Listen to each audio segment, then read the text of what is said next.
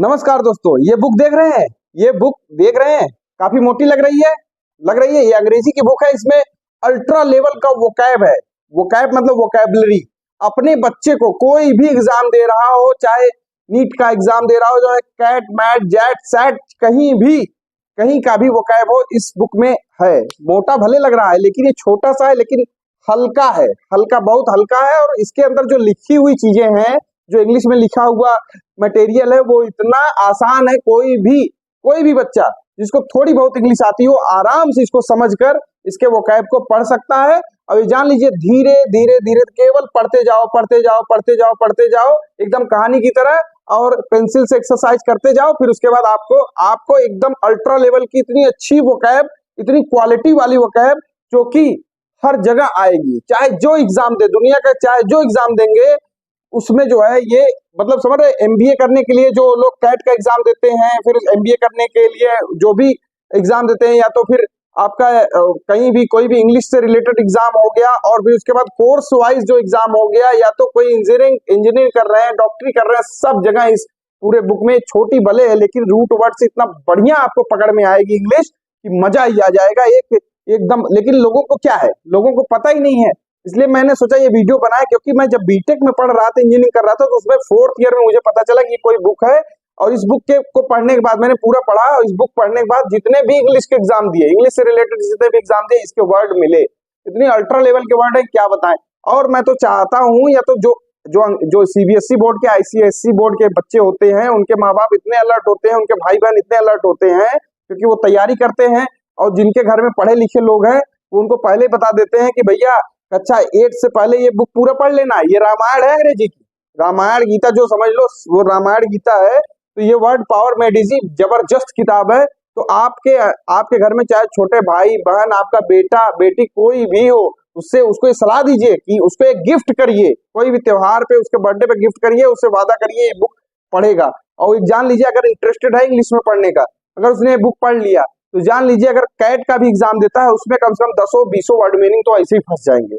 समझ रहे हैं ना मैं किस लेवल की बात कर रहा हूँ। और इतना सिंपल है पढ़ने में, एकदम जैसे कहानी की हम लोग आपस में बात करते हैं ना, इंग्लिश सीखते हैं, सीखने के लिए बात करते हैं, एकदम उसी लेवल का किताब है। मतलब सिंपल इंग्लिश लिखा हुआ है, बस पढ़ते जाइए, पढ़ते जाइए।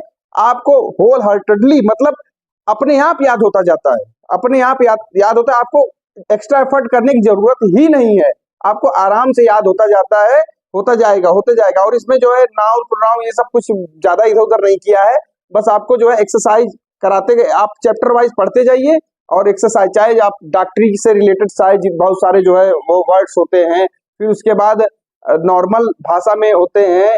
अब जैसे मतलब पॉलीगेमी हो गया, पॉलीगेमी मतलब जिसने बहुत सारी शादी, कई औरतों से शादी किया हो, कई सारे लोगों से शादी किया हो, तो पॉलीगेमी कहते हैं। तो इस तरीके से पॉलीगेमिस्ट हो गया, अल्ट्रुइस्ट हो गया, इस तरीके से बहुत सारे वर्ड हैं, इतने पावरफुल वर्ड्स हैं, जो कि जो है आपको याद करते करते हालत खराब हो जाएगी, और ये चुटकियों में याद हो जाता है। तो मैं तो अपने बेटे को, विराट को, जो कि 5 ही साल का है, मैं कोशिश कर रहा हूँ कि 6th स्टैंडर्ड तक या 5th स्टैंडर्ड तक होते होते ये पूरी की पूरी बुक एक बार उसको पढ़वा दूं।